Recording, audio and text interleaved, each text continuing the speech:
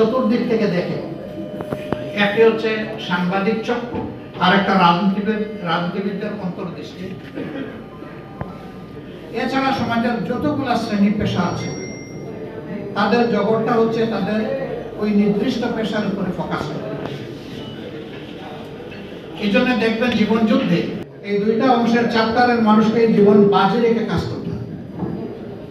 রাজনীতিবিদরাও গুলিতে মরে, সাংবাদিকরাও গুলিতে মরে। রাজনীতিবিদরাও স্বৈর শাসকদের সেনদৃষ্টিতে পড়ে, আবার সাংবাদিকরাও পড়ে। গত 15 বছর কি হয়েছে আমি ভালো মন্দ কিছুই বলবো না, আপনারা সবাই জাতির বিবেক আপনারা ভালো জানেন।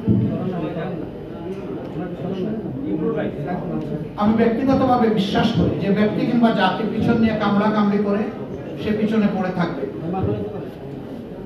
আর যারা চায় যে আমরা এগিয়ে যাই তাদেরকে ফরওয়ার্ড লুক করতে হবে, সামনে দেখতে হবে।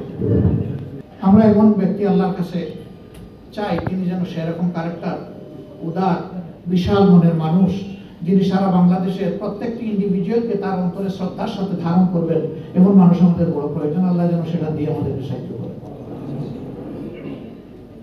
সাংবাদিক ভাই বোনেরা, অতীতে আপনাদের হাতের কলমকে ফ্রিজ করে রাখা হয়েছিল, একটা অদেখা হ্যান্ডকাপ আপনাদেরকে পরিয়ে দেওয়া হয়েছিল। যারা কথা বলেন তাদের মুখে সেরকম অদেখা একটা তালা ঝুলিয়ে দেওয়া হয়েছিল। সাময়িকভাবে এই তালা খুলেছে।